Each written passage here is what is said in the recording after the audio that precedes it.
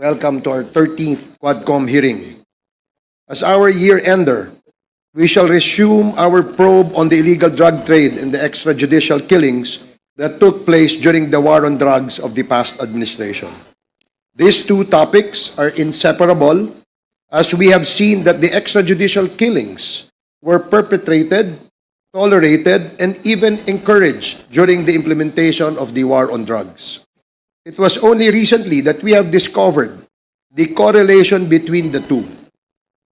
It was as if the war on drugs cannot be implemented without killing thousands of people. We didn't know the extent of this problem back then. For the past 12 hearings, we have heard various testimonies of victims, their families, the police, the involved personalities who admitted their roles and participation, the cause-oriented groups, and those whose lives have changed forever due to an irreversible misstep they took that cost them their freedom. Naipalabas ng Quadcom ang mga tunay na pangyayari sa mga pinaslang na mga biktima sa pamamagitan ng mga salaysay ng mga nakasaksi, ng mga pamilya at ng mga otoridad. Ang mga records ay nailabas bilang patunay sa mga pangyayari.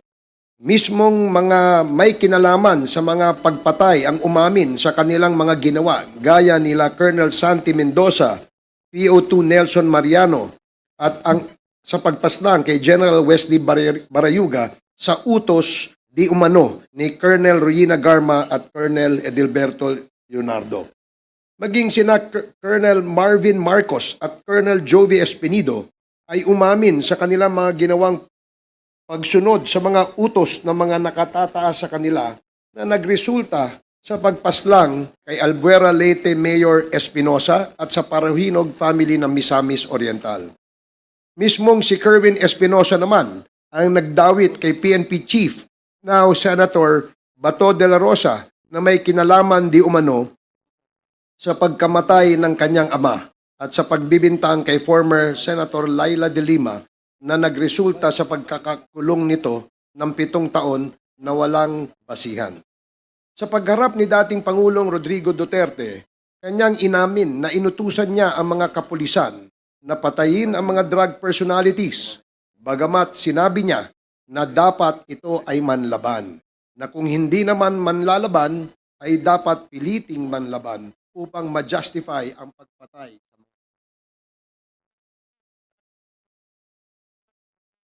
Garma na siya ay inutusang mag-organisa ng mga operatiba upang ipatupad ang war on drugs sa buong Pilipinas gamit ang Davao Model. Inako din ng dating Pangulo ang responsibilidad at pananagutan sa mga nangyaring patayan na isinagawa ng mga kapulisan. Inamin din ng dating Pangulo ang katotohanan sa mga bank accounts na naglalaman ng malalaking halaga, bagamat sa una ay pumayag siyang pumirma ng waiver, ito naman ay kanyang binawi sa huli. Sa pagtestigo nila Colonel Garma at Colonel Leonardo at ng iba pang mga testigo ay napagtibay ang tinaguriang reward system, kung saan ang makakapatay ng mga drug personalities na nasa drug list ay bibigyan ng pabuya o reward mula sa halagang 20,000 pesos hanggang sa 2 milyong piso. Ito ay napatunayan din ni Tata Tan at Andy Magdadaro, mga preso sa Davao Penal Colony na noong 2016 ay inutusan di umano ni Colonel Garma at ni PO2 Art Narsolis na patayin ang 3 Chinong drug convicts sa loob ng selda. Pagkatapos nilang mapatay ang mga Chinong ito, ay binigyan sila ng tag-1 milyon ni Mr. Art Narsolis. Bukod sa kanila, inamin din ni Davao Penal Colony Jail Warden, Colonel Padilla, na siya ay kinausap din ni Colonel Garma at Colonel Leonardo at binilinan na hayaang mangyari ang planong pagpatay sa 3 Chino. Inamin ni Colonel Padilla na siya ay kinausap sa telepono ni dating Pangulong Duterte ilang minuto matapos ang pagpatay at nag-congratulate ito sa kanya. Bagay naman na itinanggi ng ating dating Pangulong Duterte. Maraming mga magulang, kapatid at anak na mga naging biktima ang nagpahayag ng kanilang naranasan at nasaksihan sa pagpatay sa kanilang mga mahal sa buhay. Ang iba ay walang kinalaman sa droga at ang iba ay mga batang inosente na nadamay lamang sa tila bagang walang batas na patayan sa kalsada. Dahil sa mga natuklasan ito ng Quadcom, na ipanukala namin na gawing separado ang pagbabawal sa ganitong klaseng pagpatay o at tinatawag natin ngayong extrajudicial killings at papatawan na mas mabigat na parusa kung ito ay maisa sa batas. Sa usapin naman ng illegal na droga, narinig natin ang panig ng dalawang testigo na nawalan ng kalayaan sapagkat sila ay nagkamali sa kanilang desisyon alang-alang sa negosyo at pagkakakitaan. Si Jimmy Guban na dating kawani ng Bureau of Customs na nasintensyahan ng pagkakabilanggo ng 40 taon sa kadahilanang nakadiskubre siya ng malaking bulto ng droga na nagkakahalaga ng 6.4 billion pesos sa isang shipment sa Bureau of Customs at ito ay ibinintang niya kay Congressman Pulong Duterte, Attorney Mans Carpio at Mr. Michael Yang na dating ginawang Presidential Economic Advisor ni Pangulong Duterte. Ayon kay Guban, ang tatlong personalidad na ito ang nagpaparating ng iligal na droga sa customs. Nimbitahan natin ang mga taong ito, subalit hanggang ngayon ay hindi pa din sila nagbibigay ng kanilang pahayag. Bagkus ay nagpadala ng sulat sa komite at nagpaliwanag na sila ay walang kinalaman sa mga usaping ito. Ganon din ang nangyari kay dating customs broker Mark Taguba na siyang naging consignee ng shipment at na naglalaman ng napakaraming droga na nagkakahalaga ng 6.3 billion pesos noong 2017. Pinangalanan din niya ang sinasabing Davao Group at dinawit ang mga pangalan ni Congressman Pulong Duterte at Attorney Mans Carpio at Mr. Michael Yang bilang mga personalidad na nasa likod ng mga iligal na aktibidad sa Bureau of Customs. Sa pagtestigo naman ni Colonel Asierto, dating Deputy Director ng PNP Anti-Drug Unit, sinabi niya na 2 drug lords o drug personalities ang natuklasan niyang malapit sa dating Pangulo kung kaya't nagbabala siya dito. Bagay na ikinagalit ng Pangulo kung kaya't siya ay pinagbantaang papatayin. Ang mga drug personalities na ito ay sina Michael Yang at Mr. Alan Lim. Si Michael Yang di umano ang nasa likod ng mga Shabu clandestine laboratory sa Davao noong mayor pa lamang ang dating Pangulo. At si Alan Lim naman ang naaresto sa isang raid sa drug laboratory sa Cavite noong 2004. Si Alan Lim or Alan Lin din di umano ang Lin Weishong na malapit kay dating Pangulong Duterte.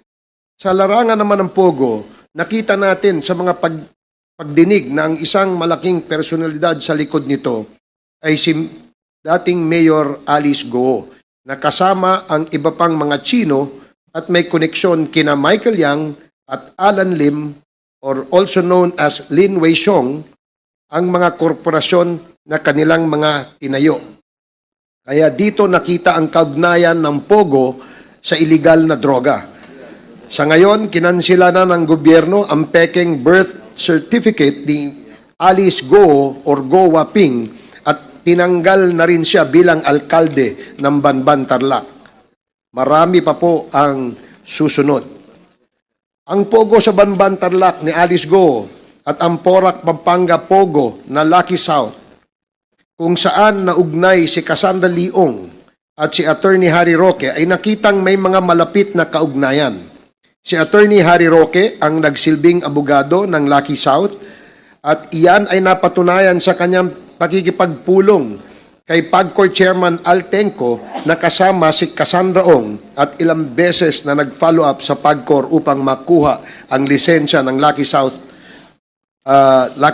Pogo. Maliwanag ang lahat ng ito sa records ng Quad Committee. Si Attorney Harry Roque din ay nakitaan ng paglago ng kanyang ari-arian na mula lamang sa deklarasyong 125,000 noong 2016, ito ay lumobo sa 125 million pesos noong 2018. Bagamat maraming dahilan si Attorney Harry Roque, hindi niya isinumite ang mga dokumentong sinasabi niya magpapatunay dito. At sa halip ay nagtago siya at inatake ang Quadcom at kinestyon ang jurisdiction nito. Bukod sa pagtatago, siya ay tumakas patungong ibang bansa. Marami pa siyang kailangan ipaliwanag sa bayan. Sa mga nakitaan namin ng mga peking birth certificates, kami ay agad na naghain ng panukala upang bigyan ng kapangyarihan ang mga ahensya ng gobyerno na magkansela ng mga fictitious at late registered birth certificates ng mga kaduda-dudang mga dayuhan na hindi na kailangan pang dumaan sa korte. Kasabay nito ay naghain din kami ng panukala na kukumpiskahin ng gobyerno ang mga ari-arian o mga pag-aari ng mga peking Pilipinong korporasyon gaya ng Empire 999 na siyang nagmamay-ari ng 560 million pesos shabu na pinaimbak sa kanilang bodega sa Mexico, Pampanga. Sa ngayon, kansilado na din ang rehistro ng korporasyon sa Securities and Exchange Commission at ang mga incorporators nito na kinabibilangan ni Mr. Willie Ong at Mr. A.D. Tai Yang na parehong Chino na nagpanggap na Pilipino ay nahaharap sa mga kaso bilang o mga kaso kabilang na ang drug trafficking at money laundering. Marami pa pong korporasyon ang nanganganib na makansila ang lisensya at rehistro sa parehong modus at kaugnayan kina Michael Yang, A.D. Yang, Lin Wei Xiong, or Mr. Alan Lim. Bunsod na mga ito, isa pang panukala ang ngayon ay dinidinig ng kapulungang ito, ang total ban sa lahat ng klase ng pogo. Napakarami na pong nakita at nadiskubre ang Quadcom. Kaya naman po hanggang ngayon ay pilit pa rin sinisiraan ng mga bayarang trolls or narco-vloggers at kritiko na wala namang naintindihan sa usapin o sadyang ayaw umintindi na madali namang maintindihang pinag-uusapan. Marami pa pong lalabas na katotohanan. Tumutok lamang po kayo. Wala pong sinisino o sisinuhin ang Quadcom. There will be no sacred cows.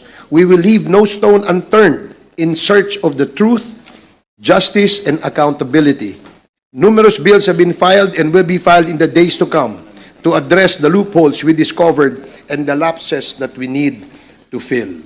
Dahil sa inyong kooperasyon, suporta, paniniwala at pagtitiwala, ang Quadcom ay matagumpay na humaharap sa lahat ng pagsubok upang mabatid ang katotohanan at mabigyan ng katarungan at kasagutan ang ating mga hinaing tungo sa tunay na kapayapaan. Nagpapasalamat kaming muli sa inyong pagtangkilik at pagtitiwala. Maraming salamat po.